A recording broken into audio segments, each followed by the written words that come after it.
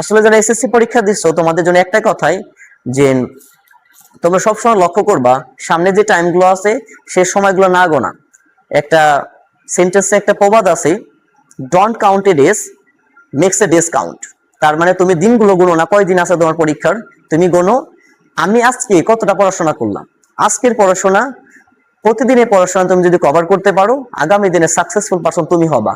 সাধারণত ক্লাসে সফলতা না, সুন্দরভাবে বেঁচে থাকার জন্য সুন্দর শিক্ষা গ্রহণ করে, এটাও সফলতা একটা মাধ্যম। ইকরন একাডেমির পক্ষ থেকে আপনাদের স্বাগতম, আমি আব্দুল্লাহ সরকার। হ্যালো বন্ধুরা, কেমন আছো তোমরা? আশা করি তোমরা সবাই ভালো আছো। পরীক্ষায় কিন্তু আর নকল হবে না, আমাদের মাননীয় শিক্ষামন্ত্রী কিন্তু বলে দিছে। তো আসলে আজকে আমরা আলোচনা করব ডায়লগ সম্পর্কে। The final suggestion for SSC examination, SSC পরীক্ষার জন্য ফাইনাল সাজেশন। আসলে আমি এখানে যেগুলো দেখাবো ঘুরে ফিরে এগুলাই প্রতি বছর চলে আসে। তো আজকে আমরা ডায়লগ সম্পর্কে বলিব। ফার্স্ট একটু জানাই রাখি ডায়লগ আসলে কি। ডায়লগ হলো দুইটা ব্যক্তির মধ্যে কথোপকথন। বুঝতে পারছো ভাইয়া, এটা হচ্ছে ডায়লগের আসল কথা। তো এখন ডায়লগ যদি আমরা দেখি, এখানে আমি 7টা ডায়লগ এসএসসির জন্য রেখেছি, বা যারা বিভিন্ন একাডেমিক পারপাসে পড়তে পারো। তো আগে বলে নেই, ডায়লগের দুইটা দিক আছে ভাইয়ারা। একটা আছে গুড সাইড আর একটা আছে ব্যাড সাইড।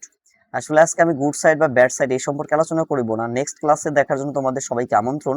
আমি আজকে এই 7টা দেখাইতেছি তোমাদের, যে সবচেয়ে important for SSC examination. Number 1, the importance of learning English, English শেখার গুরুত্ব। Number 2, the merits and demerits of mobile phone, মানে মোবাইলের ভালো দিক অ্যান্ড খারাপ দিক। The severe impact of dengue fever, dengue জ্বরের যে প্রভাব সে সম্পর্কে আসতে পারে। About your future plan of life, তোমার জীবনের লক্ষ্য কি। আসলে সবার জীবনে একটা গোল থাকে, গোল নেই সে এগিয়ে যায়। 5 number, the importance of reading news paper, তার মানে রিডিং নিউজ পেপার মানে সংবাদপত্র পড়ার গুরুত্ব। 6 number, the benefits of physical exercise, শারীরিক ব্যায়ামের উপকারিতা। 7 number, the bad effect of smoking, মানে ধূমপানের যে বদ অভ্যাস। সাধারণত এই 7টা সবচেয়ে বেশি ইম্পর্টেন্ট। আর একটা কথা, গুড সাইড আর ব্যাড সাইড আছে, ঠিক আছে, কিন্তু এখানকার যেগুলো আছে তার মধ্যে গুড সাইড আছে, ব্যাড সাইড আছে। তোমাদের যদি বলে গুড সাইড কোনটা, সেটা হলো এই যে এখানে তোমার the benefits of physical exercise, তার বাদে the importance of reading news paper, এগুলো সব গুড সাইড। ব্যাড সাইড কোনগুলা, এই যে ডেঙ্গু ফিভার, তার বাদে যে মোবাইল ফোন, তার বাদে ব্যাড ইফেক্ট অফ স্মোকিং, মানে এখানে 3টা আছে ব্যাড সাইড আর 4টা আছে গুড সাইড। তো আসলে ভাইয়ারা গুড সাইড আর ব্যাড সাইড দেন পরবর্তী একটা ক্লাস দেব, আশা করি এটা প্রথমত ক্লাস। এই ক্লাসে সাধারণত ইম্পর্টেন্স অফ লার্নিং ইংলিশ সম্পর্কে আলোচনা করবো আজকে আমি। তো অবশ্যই সাথে থাকবা, দেখা হয় পরবর্তী ক্লাসে। অবশ্যই আমি নেক্সট ক্লাসে দেবো কিভাবে একটা লেখলে সবগুলো লেখা যায়। Discuss about the importance of learning English, English শেখার গুরুত্ব সম্পর্কে আজকে আমরা আলোচনা করব। আসলে 2জন মানুষের নাম আমি সিলেক্ট করেছি, এক নম্বর হলো হাদি আর 2 নম্বর হচ্ছে মুগ্ধ। হাদি সবারই প্রিয়, আল্লাহ তাকে জান্নাতুল ফেরদাউস দান করুক। মুগ্ধ যারা দেশের জন্য, দেশের কল্যাণে যারা শহীদ হয়েছে, আল্লাহ তাদের সবাইকে শহীদের মর্যাদা দান করুক। তো আমরা শুরু করি। আসসালামু আলাইকুম Mugdho, how are you.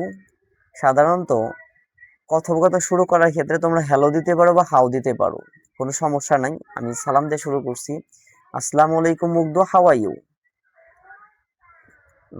How are you শব্দ অর্থ তুমি কেমন আছো। মুগ্ধ বলতেছে ওয়ালাইকুম আসসালাম Hadi, I'm fine, what about you, তোমার কি অবস্থা। হাদি বলতেছে I'm also fine, what are you doing now, তুমি এখন কি করছো। মুগ্ধ বলতেছে I'm reading an article about the importance of learning English, আমি ইংলিশ শেখার প্রবন্ধ সম্পর্কে পড়তেছি। হাদি বলতেছে why are you learning English, তুমি কেন ইংলিশ শিখতেছো। মুগ্ধ বলতেছে বিকজ, মানে কারণ, English is an international language, এটা হলো আন্তর্জাতিক ভাষা। It's essential for higher education, উচ্চ শিক্ষার জন্য এটা প্রয়োজন। All the books on higher education of every branch of knowledge are writing in English, এখানে বলতেছে অল দ্য বুকস, সমস্ত বই, অন হায়ার এডুকেশন, উচ্চ শিক্ষার জন্য, of every branch of knowledge, মানে জ্ঞানের প্রতিটি শাখায় উচ্চ শিক্ষার জন্য ইংলিশে লেখা থাকে। হাদি বলতেছে how does it help us, আসলে আমরা যে ইংলিশ শিখতেছি এটা কিভাবে আমাদের সাহায্য করে। মুগ্ধ বলে ইট হেল্পস আস, সাধারণত ভাই একটা কথা এনে জানাই রাখি, যদি বার্পের আগে যদি হি, শি, ইট অ্যান্ড নেম থাকে ইকুয়াল টু ভার্বের সাথে এস অবলিক ইয়েস। তার মানে ভাইয়ারা এটা দেখো, যদি হি, শি, ইট বা নেম এইগুলা থাকে তাহলে ভার্বের সাথে এস বা ইয়েস যুক্ত হয়। তার মানে মুগ্ধ বলতে ইট, দেখো ইট হচ্ছে থার্ড পারসন সিঙ্গুলার, তার জন্য ভার্বের সাথে এস বা ইয়েস ব্যবহৃত হয়েছে। It helps a man to get a good job, এটা মানুষকে একটা ভালো চাকরি পেতে সাহায্য করে, অ্যান্ড এবং টু লার্ন মোর মানি, বেশি টাকা উপার্জন করতে সাহায্য করে। It also helps it also helps us communicate with people from different countries, এটা আরো সাহায্য করে কি, বিভিন্ন ধরনের মানুষ, বিভিন্ন দেশের মানুষের সাথে কমিউনিকেট, যোগাযোগ করতে সাহায্য করে। হাদি বলতেছে is it difficult to learn English, English কি শেখা কঠিন? মুখ বলতে no, if we practice regularly it becomes easy, যদি তুমি এটা নিয়মিত শেখো ইট বিকামস ইজি, এটা সহজ হয়ে যায়। মুগ্ধ হাদি বলতেছে রাইট ইউ আর, তুমি ঠিক, ইনফ্যাক্ট এই কারণেই the importance of English can't B described in words, এই কারণে ইংলিশ কথায় বা শব্দে প্রকাশ করা যাবে না, মানে ইংলিশ এত গুরুত্বপূর্ণ যে এটা this is an international language, এটা হলো আন্তর্জাতিক ভাষা, সারা বিশ্বের সাথে ইংলিশ ওতপ্রোতভাবে জড়িত। তার জন্য বলতেছে ইনফ্যাক্ট এই কারণে the importance of learning English can't B described in words, English শেখার গুরুত্ব এটা শব্দে প্রকাশ করা যাবে না। মুগ্ধ বলতেছে so all of us must learn English, সকলেরই ইংলিশ শেখা, এখানে মাস্ট ব্যবহৃত হয়েছে, মাস্ট দ্বারা জোর দেওয়া বোঝায়, অবশ্যই প্রত্যেকেরই ইংলিশ শেখা উচিত, ইংলিশ শেখা দরকার। হাদি বলতেছে thank you for your idea, তোমার এই আইডিয়ার জন্য তোমাকে ধন্যবাদ। মুগ্ধ বলতেছে ইউ আর ওয়েলকাম। তো সাধারণত ভাইয়েরা এটা হলো একটা ডায়ালগ, যদি তোমরা এভাবে লেখো আশা করি ফুল মার্ক পাবা। তো এখন প্রশ্ন হচ্ছে আমাদের যে এখানে যে এই 7টা আছে, 7টার মধ্যে আজকে একটা নিয়ে আলোচনা করলাম, সামনের দিন বাকিগুলো ধারাবাহিকভাবে আলোচনা করা হবে।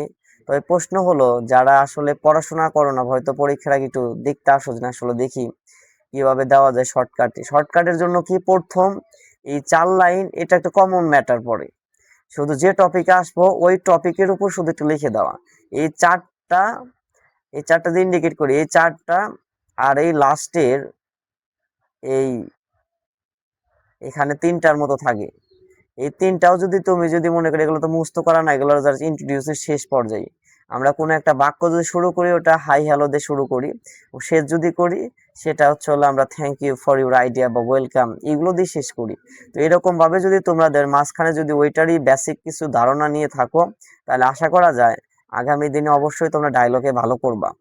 তো ইনশাল্লাহ দেখা হবে পরবর্তী ক্লাসে, তোমাদের পরবর্তী ক্লাসে দেখার জন্য সবাইকে আমন্ত্রণ। আসসালামু আলাইকুম ওয়া রাহমাতুল্লাহ।